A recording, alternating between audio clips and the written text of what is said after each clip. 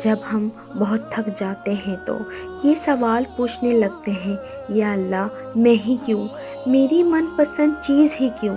اگر کبھی زندگی میں وقت ملے تو اس بات کو ضرور محسوس کرنا کہ ہم خوشی میں جتنے مرضی سجدے کریں مگر اللہ سے کبھی بھی اتنی مضبوطی سے نہیں جڑ پاتے جتنا ہمیں اس سے غم کا ایک سجدہ جوڑتا ہے۔ یہ دل کی فطرت ہے، جب تک کہ گرتا نہیں تب تک کہ سنبھلتا نہیں ہے۔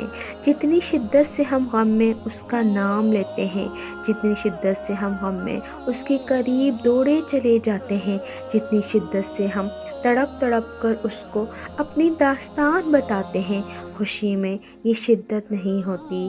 اس لیے کبھی کبھار وہ چاہتا ہے کہ میرا یہ بندہ مجھ سے بات کرے، مجھے پکارے، پھر اس سے اس کی من پسند چیز دور کر دیتا ہے تاکہ رابطہ بحال رہے بندے سے۔ اور اگر وہ تم سے رابطہ بحال رکھنا چاہتے ہیں تو پھر تو اس غم کے صدقے جو اس نے جھولی میں ڈالا ہے، اور یاد رکھنا عبادت سے خدا محسوس ہوتا ہے مگر غم خدا تک لے جاتا ہے۔ یہ یاد رکھو تو غم کبھی بھی تمہیں تھکنے نہیں دے گا۔